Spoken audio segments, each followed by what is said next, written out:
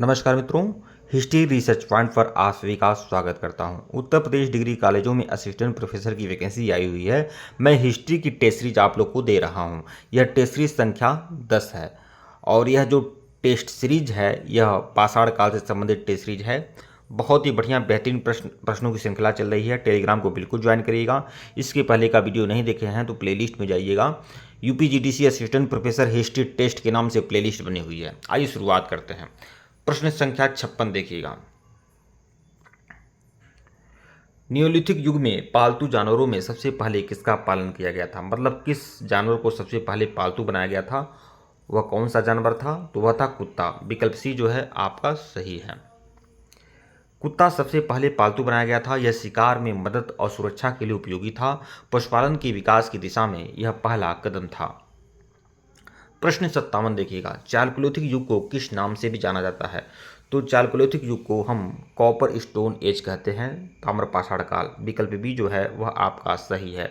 Chalcolithic युग को copper stone age कहा जाता है। इस युग में पत्थर और तांबे दोनों का इस्तेमाल हुआ।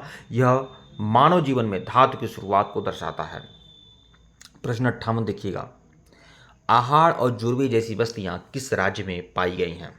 आहाड़ और जुर्वे जैसी बस्तियां जो हैं ये किस राज्य में पाई गई हैं? तो आहाड़ और जुर्वे दोनों ही ताम्रपाषाणकालीन ही स्थल हैं। तो आहाड़ जो पाया गया है ये राजस्थान में और जुर्वे जो पाया गया है महाराष्ट्र में। मतलब विकल्प भी जो है वह आपका सही है। व्याख्या देखिएगा। आहाड़ राजस्थान और जुर्वे महाराष्ट्र चालकोलिथिक संस्कृति की प्रमुख बस्तियां हैं। यह स्थल कृषि, पशुपालन और तांबे के औजारों का प्रमाण देते हैं। प्रश्न 59 देखिएगा। चालकोलिथिक युग में मिट्टी की बर्तन कला का सबसे प्रमुख उदाहरण क्या है? Black and red ware. विकल्प बी जो है वह आपका सही है। Black and red ware Chalcolithic संस्कृति की प्रमुख बर्तन है। इसमें लाल और काले रंग का मिश्रण दिखाई देता है। यह तकनीकी कौशल और सांस्कृतिक संवेदनाओं का प्रमाण है। प्रश्न 60 देखिएगा। नियोलिथिक युग में मानव द्वारा बनाए गए अस्थायी घरों का निर्माण किस प्रकार से किया जाता है?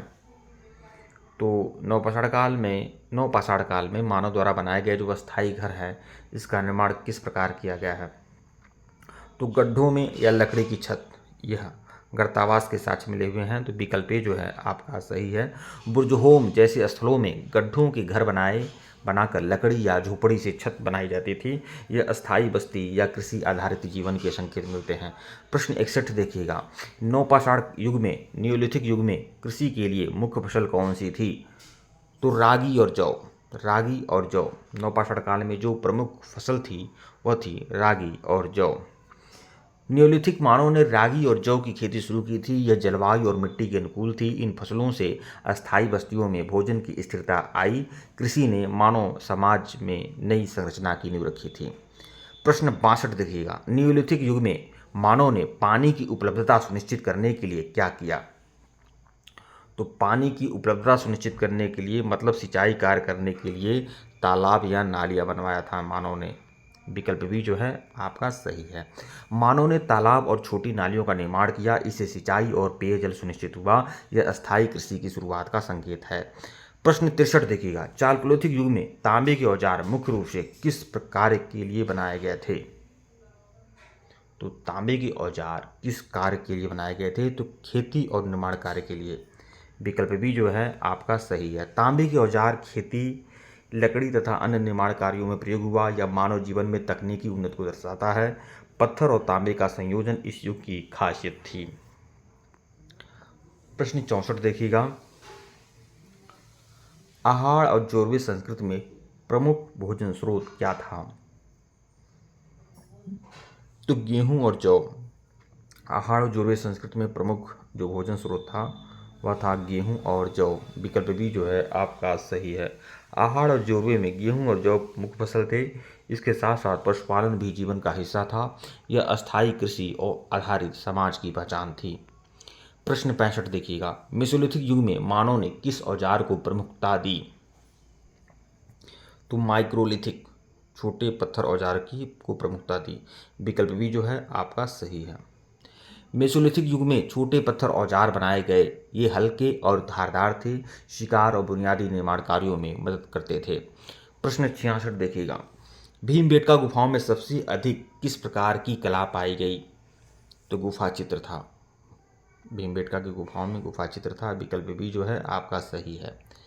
भीमबेटका गुफाओं में गुफा चित्र पाए गए। ये चित्र पशु और मानव और सामाजिक गतिविधियों को दर्शाते हैं। ये प्रारंभिक सांस्कृतिक अभिव्यक्ति का उदाहरण है। प्रश्न 67 देखिएगा। बुर्जहोम स्थल में घरों का मुख्य स्वरूप क्या था? गड्ढों के बने घर थे, कर्तावास के साक्ष्य मिले हुए हैं। विकल्प ए जो है आपका सही है।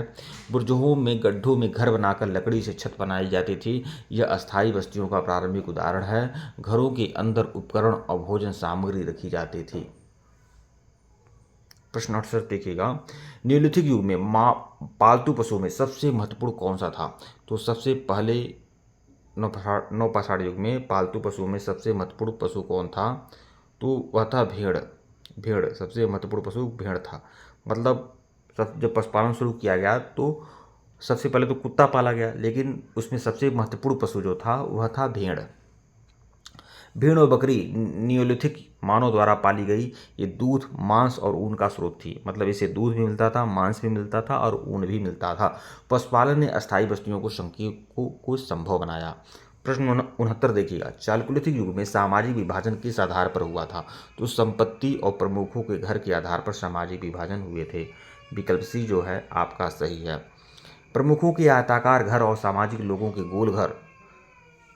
देखिए, जो प्रमुख लोग थे, बड़े लोग थे ताम्रपाषाण काल में, उनके घर जो होते थे आयताकार होते थे और आम जनमानस के जो घर होते थे वह गोल होते थे। ठीक है।